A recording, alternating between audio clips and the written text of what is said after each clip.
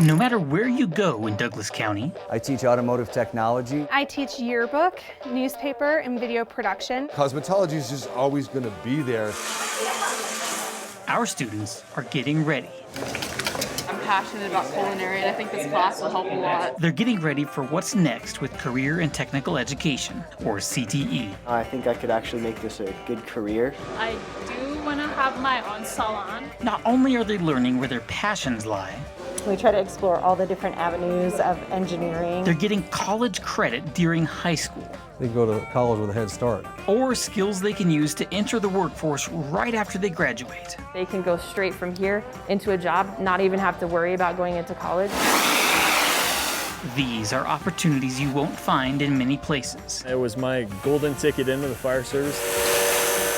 Douglas County is one of the few that actually does it. In Douglas County, It's really inspired me. Keep feeding it, there you go. our students will be ready for what's next. The only thing you can do is do it. In our classes, it's not fake real world, it's just real world.